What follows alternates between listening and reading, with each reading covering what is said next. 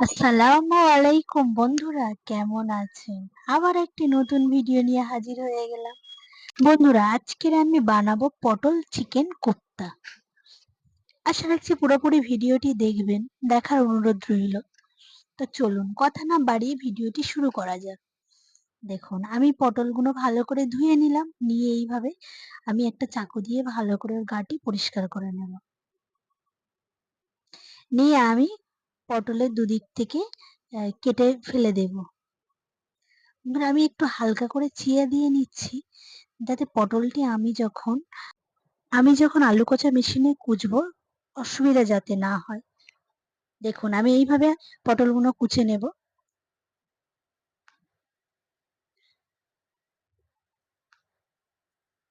বন্ধুরা, অবশ্যই দানাগুলো কিন্তু ফেলে দিতে হবে।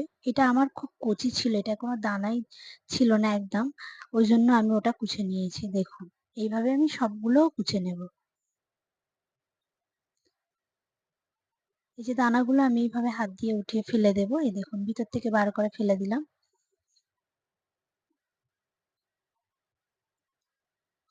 সবগুলো এইভাবে কেটে নেব। এখানে আমি সয়াবিন নিয়েছি কিছুটা, সয়াবিনগুলো আমি মিক্সার গ্রাইন্ডারে পেস্ট করে নেব, পাউডার বানিয়ে নেব। আর এখানে অবশ্যই চিকেনটা আমি 250 গ্রাম একদম বোনলেস চিকেন নিয়েছি। ওটা একদম আমি পেস্ট করে একদম শিলে ফেলে থেতো করে নিয়েছি। নিয়ে আমি এখানে সয়াবিনের গুঁড়োটাও দিয়ে দিলাম, দিয়ে আমি 1 টেবিল স্পুন গোলমরিচের গুঁড়ো, পরিমাণ মতো লবণ, আর এখানে আমি 3 টেবিল স্পুন আমি কর্নফ্লাওয়ার দিয়ে দিলাম। এখন আমি এখানে দুটো ডিম দিয়ে দেব।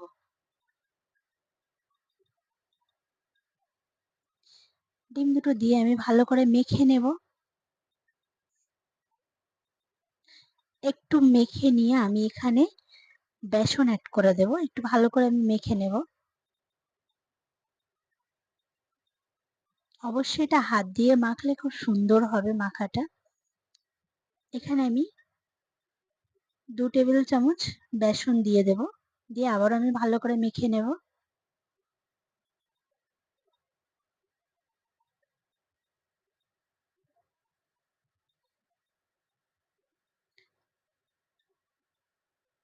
এটা হাত দিয়ে ভালো করে চটকে চটকে মাখতে হবে।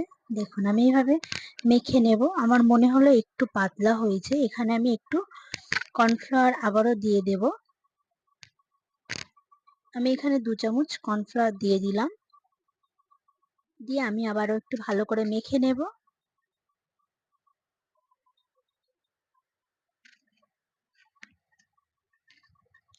দেখুন, এইভাবে মেখে আমি কিছুক্ষণের জন্য রেখে দেব।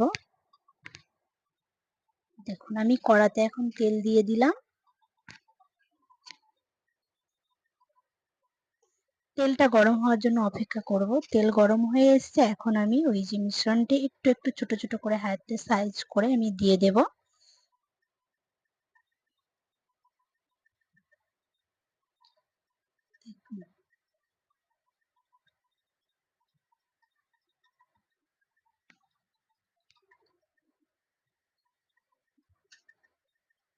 এখন আমি এগুলো আস্তে আস্তে উল্টে দেব। আমি কিন্তু গ্যাসের চুলোটা হাই হিটে রেখেছি, কেননা আমি যদি লো করে দিই তাহলে এগুলো মচমচে হয়ে যাবে, আবার যখন আমি কোপ্তাটি বানাবো খেতে ভালো লাগবে না। একদম আমি হাই আছে এগুলো সব ভেজে নেব।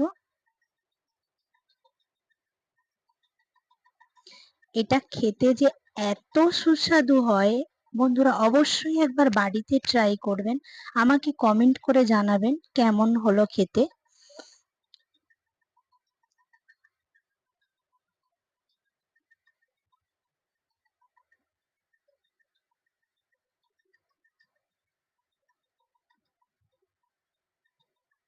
দেখুন, আমি এখানে আবারও একটু সরিয়ে সরিয়ে 2-3টে দিয়ে দিয়েছিলাম।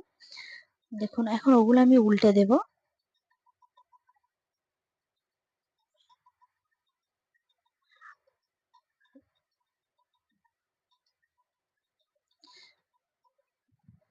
আমি আবারও সবগুলো উল্টে দিলাম। এখন আমি সবগুলো আস্তে আস্তে তুলে নেব।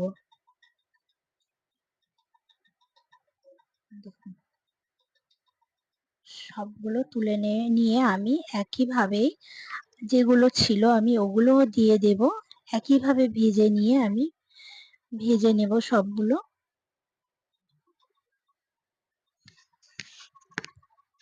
দেখুন বন্ধুরা আমার ভাজা হয়ে গিয়েছে। আমি এখন আবারও একটা কড়াই বসিয়ে দিয়েছি চুলোতে। দেখুন আমি যে ভাজা তেলগুলো ছিল ওটাই দিয়ে আমি তরকারি করব।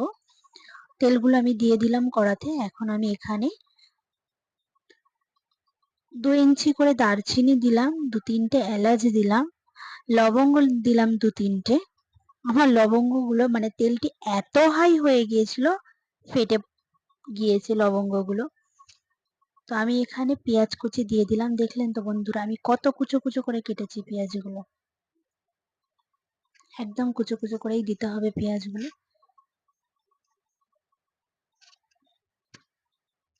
আমি এখানে একটু আদা রসুন পেস্ট দিয়ে দেবো। এখন আমি 2 টেবিল স্পুন মতন আদা রসুন পেস্ট দেব।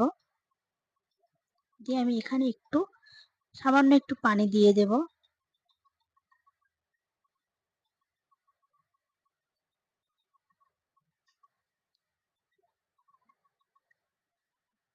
আমি ভালো করে নাড়াচাড়া করে মশলাটি একটু কষে এলে আমি এখানে টমেটো কুচি দিয়ে দেব। টমেটো কুচিগুলো দিয়ে ভালো করে আমার নেড়ে চেড়ে একটু সিদ্ধ হওয়ার অপেক্ষা করব টমেটোটি। এখন আমি এখানে দিয়ে দেব পরিমাণ মতো লবণ। বন্ধুরা অবশ্যই এখানে পরিমাণ মতো লবণটা দিতে হবে, কেননা ওই যে আমি কোপ্তাটা বানিয়ে রেখেছি ওখানে লবণ দেয়া আছে। এখন আমি 1 টেবিল স্পুন হলুদ গুঁড়ো দিয়ে দিলাম, 1 টেবিল স্পুন লঙ্কার গুঁড়ো দিয়ে দেব।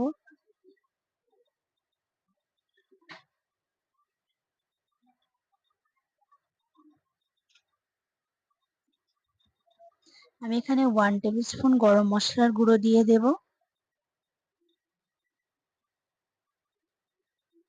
দিয়ে আমি ভালো করে নেড়ে চেড়ে নেব। নিয়ে এই সময় আমি গ্যাসের চুলোটি লো করে দিয়ে আমি এখানে টক দই দিয়ে দেব। আমি 200 গ্রাম টক দই ফাটিয়ে রেখেছি। আমি পানি ঝারিয়ে রেখেছি ওটা আমি এখন এখানে অ্যাড করে দেব। দেখুন এই সময় কন্টিনিউ নাড়তে হবে আর গ্যাসের চুলাটা একদম লো আঁচে রাখতে হবে।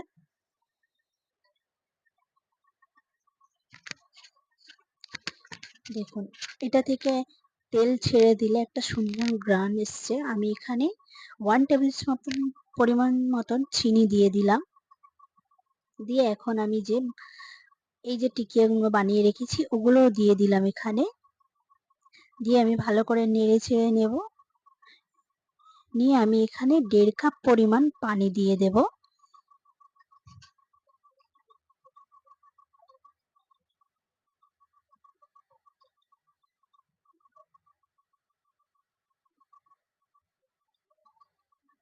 বন্ধুরা এটা কি 10 মিনিট পরে দেখুন আমি এখানে 1 টেবিল স্পুন কর্নফ্লাওয়ার ফেটে নিয়েছি, গুলে নিয়েছি। নিয়ে আমি এখন এখানে দিয়ে দিলাম। দিয়ে আমি একটু নেড়ে ছেড়ে দেব ভালো করে। দেখুন এখন আমি এখানে সামান্য একটু হাফ চামচ মতন আমি সয়া সস দিয়ে দিলাম। দেখুন আমার রান্নাটা অলরেডি হয়ে গিয়েছে। আমি এখন নামিয়ে নেব এটা। ভিডিওটি যদি ভালো লাগে বন্ধুরা লাইক, কমেন্ট এন্ড শেয়ার করে দেবেন। আর আমার ভিডিওটি দেখার জন্য সকলকে ধন্যবাদ জানাই। বন্ধুরা দেখুন আমি উপরে টক দই দিয়ে দিলাম গার্নিশের জন্য, আর দিলাম একটু ধনিয়া পাতা।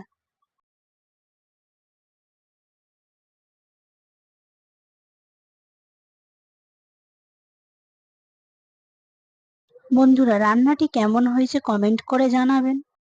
ততক্ষণের জন্য বিদায় নিচ্ছি। দেখা হবে আবার অন্য কোনো একটা নতুন ভিডিওতে।